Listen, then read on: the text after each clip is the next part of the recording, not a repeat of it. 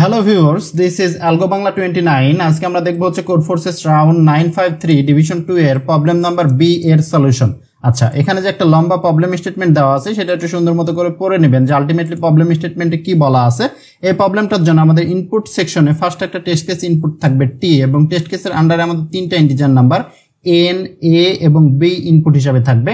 N দ্বারা নির্দেশ করবে নাম্বার অফ বান, এ দ্বারা নির্দেশ করবে the usual price of a বান অথবা রেগুলার যে প্রাইসটা প্রতিটা বানে সেটা নির্দেশ করবে, এবং বি দ্বারা নির্দেশ করবে অফার যে প্রাইসে সে বানগুলো সেল করবে সেটা বি দ্বারা নির্দেশ করবে আর কি।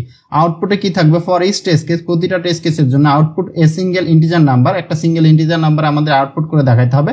The maximum profit Bob can obtain, অর্থাৎ বব ম্যাক্সিমাম কত টাকায় সবগুলো বান বিক্রি করতে পারবে বা ম্যাক্সিমাম কত তার প্রফিট হবে সেটা হচ্ছে আমাদের আউটপুট করে দেখাতে হবে।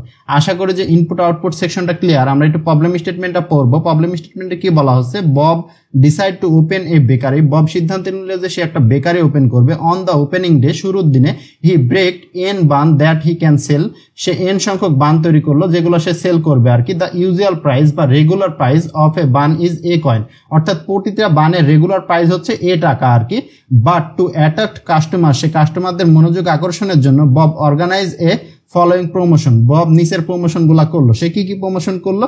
বব চুজ সাম ইন্টিজার কে, বব একটা ইন্টিজার নাম্বার কে সিলেক্ট করলো। কে এর ভ্যালুটা দেখেন, কে এর ভ্যালু হচ্ছে 0 সমান, এবং এ এন এবং বি এর যে মিনিমাম মানটা এ এবং বি এর এন এবং বি এর মধ্যে সে মিনিমামের সমান অথবা তার থেকে ছোট মান হবে আর কি। Bob sell the first K bun at a modified price, Bob first K সংখ্যক বানকে সে মডিফাইড প্রাইসে বিক্রি করবে আর কি, অফার প্রাইসে বিক্রি করবে।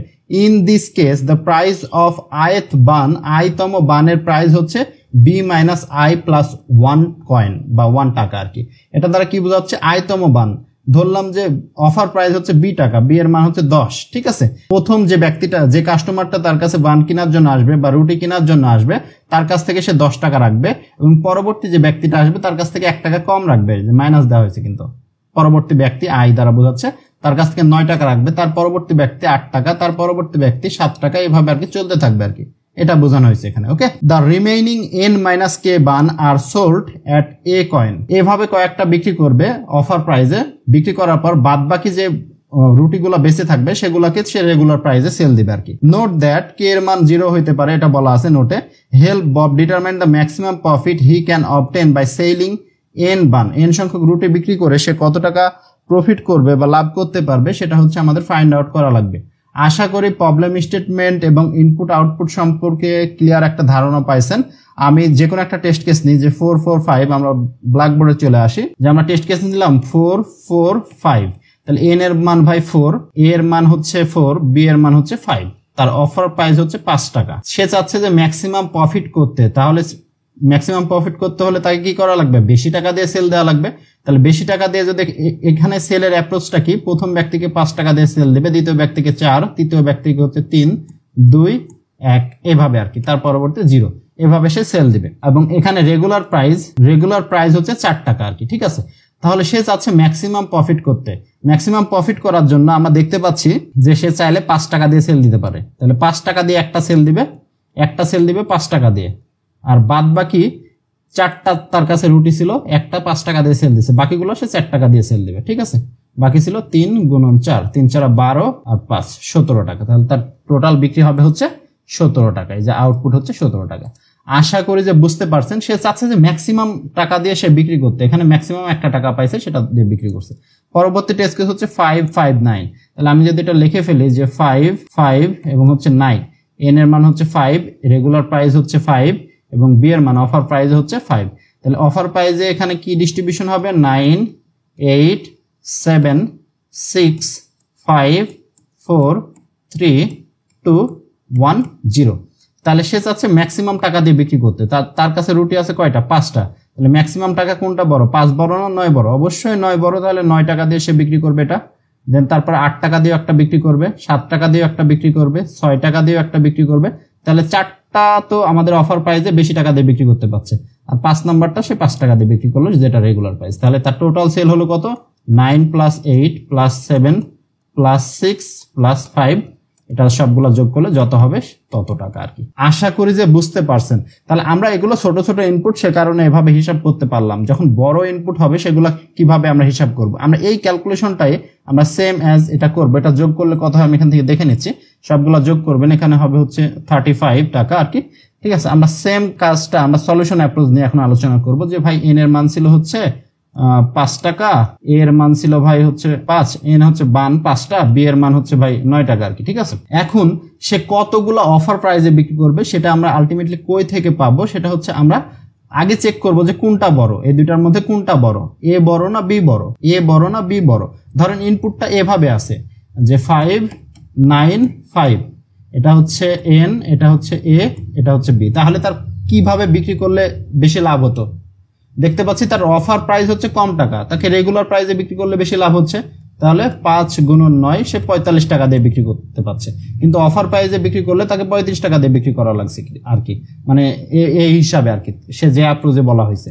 আর এই ইনপুটের ক্ষেত্রে সে 45 টাকা দিয়ে বিক্রি করতে পারবে আর কি। ঠিক আছে, কেন 45 টাকা দিয়ে বিক্রি করতে পারবে? দেখা যাচ্ছে তার রেগুলার প্রাইস ভাই বেশি, আমি কেন অফার প্রাইসে বিক্রি করতে যাবো? অফার প্রাইসে বিক্রি করলে কম টাকা হবে, যে 5টা যদি 5 টাকা করে বিক্রি করি 25 টাকা হচ্ছে, কিন্তু এখানে রেগুলার প্রাইসে বিক্রি করলে 45 টাকা হচ্ছে। কিন্তু এই টেস্ট কেসের ক্ষেত্রে কি দেওয়া আছে, যে এ এর মান দেওয়া আছে ভাই 5, বি এর মান দেওয়া আছে 9।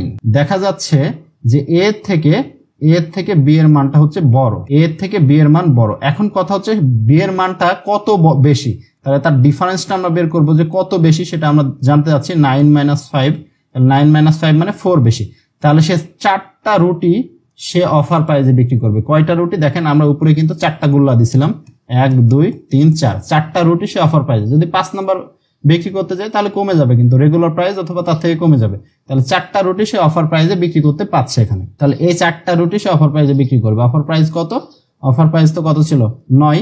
তাহলে 4 গুণন 9, 4 নং 36 হচ্ছে।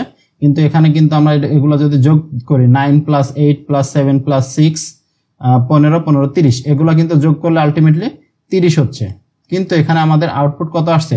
4 নং 36। আমরা সরাসরি গুণ করে দিছি, তাহলে কিছু একটা বাদ দেওয়া লাগবে আমাদের। ঠিক আছে, অফার প্রাইস গুলো কেমন ছিল যে 4টার ক্ষেত্রে একটু ভালোভাবে বোঝার চেষ্টা করবেন এখান থেকে, যে কিরকম অফার প্রাইস ছিল।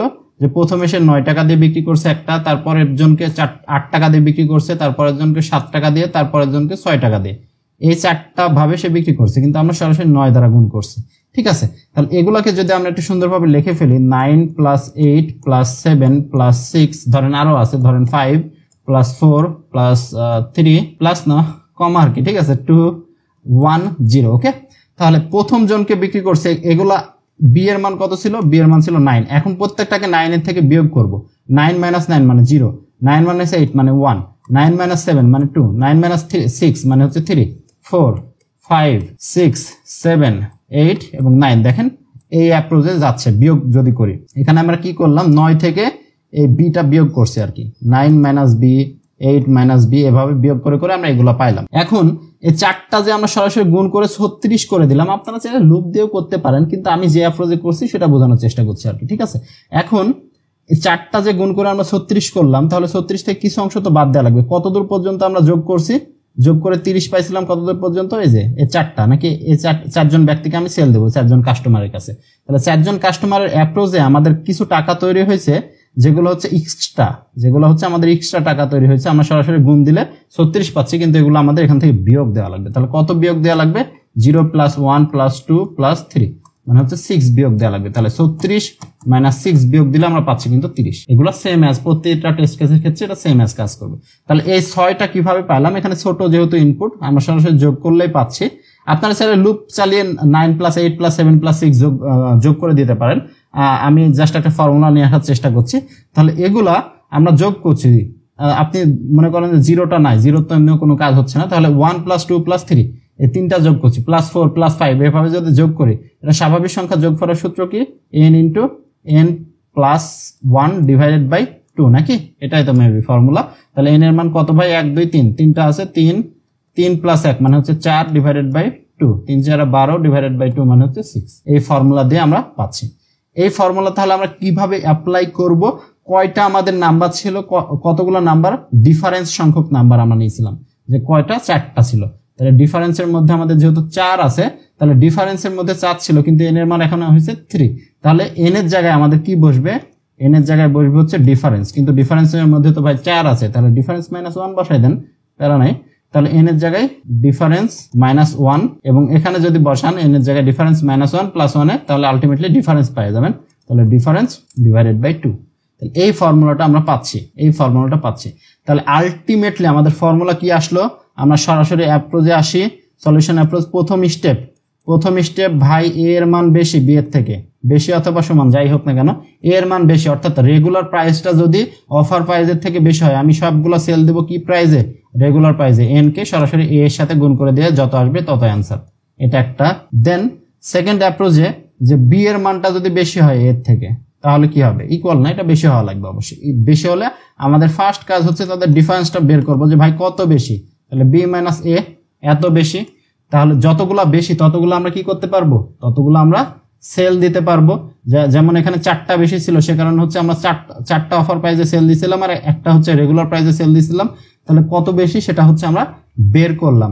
এখন বের করার পর এখানে আমাদের আর একটা জিনিস চেক করা লাগবে, ধরেন এন এর মান ধরেন ভাই 9, এন এর মান ধরেন 9 এবং ডিফারেন্সের মান ধরেন আসলে হচ্ছে 11 কিংবা 12, 9 এর থেকে বেশি আর কি। এন এর থেকে যদি ডিফারেন্স বেশি হয়, অর্থাৎ এন এর থেকে যদি আমাদের ডিফারেন্সটা বেশি হয়, অর্থাৎ বেশি সংখ্যক যদি আমি অফার প্রাইসে সেল দেওয়ার অপশন থাকে, আমাদের অফার প্রাইসে সেল দেওয়ার অপশন ধরেন 100টা আর আপনার কাছে ধরেন রুটি আছে 30টা, তাহলে আপনি তো 30টার বেশি তো রুটি সেল দিতে পারবেন না। আপনার কাছে রুটি আছে 30টা, আপনার অফার প্রাইস যদি অফার কুপন ধরেন 100টা আছে, তাহলে আপনি তো 100টা কিনতে পাচ্ছেন না বা সেল দিতে পাচ্ছেন না।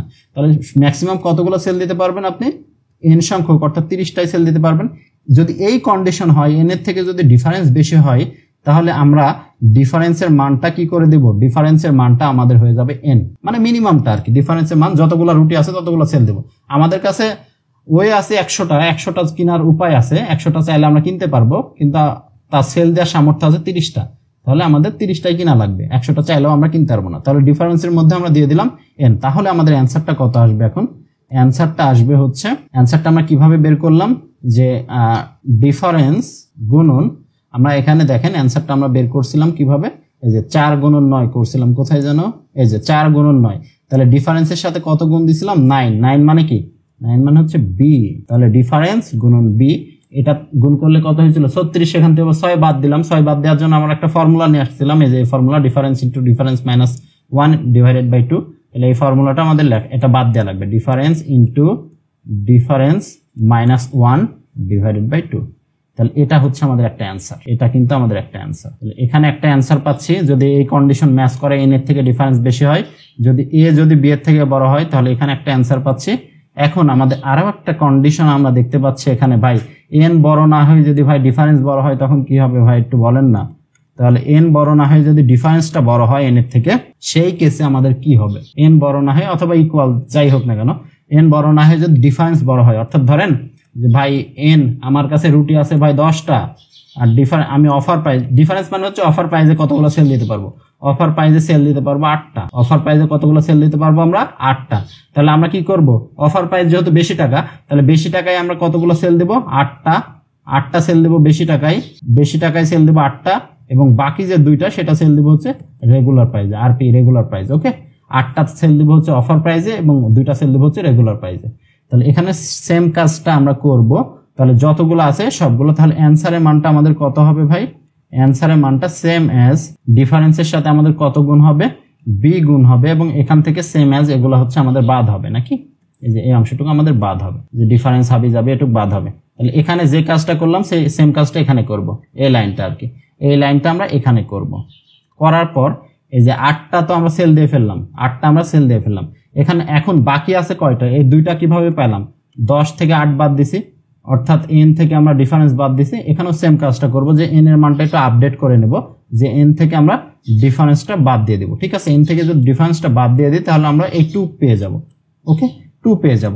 এখন এই 2টাকে কি প্রাইসে সেল করব, রেগুলার, তাহলে রেগুলার প্রাইসে সেল করার উপায় কি, তাহলে অ্যান্সার, এখানে যে অ্যান্সার ছিল সেটার সাথে যোগ হবে কত, এন গুণন এ, এবং এটা হচ্ছে আমাদের ফাইনালে আরেকটা আউট। আশা করি যে বুঝতে পারছেন, যদি অনেক এলোমেলো মনে হইতে পারে, আমি আরো একবার এটা সামারি করে দিচ্ছি। আচ্ছা, সামারি না করে আমরা একটা টেক্সট কেস নিয়ে আলোচনা করি, তাহলে এটা মনে হয় একটু ভালো হবে। 5 5 11 এটা নিয়ে আলোচনা করব যে n এর মান 5, a এর মান 5 এবং b এর মান হচ্ছে 11। তাহলে ফার্স্ট কাজ আমরা দেখব যে এটা কি b এর থেকে বড়, না, এই কন্ডিশন ফলস, এটা হলো না।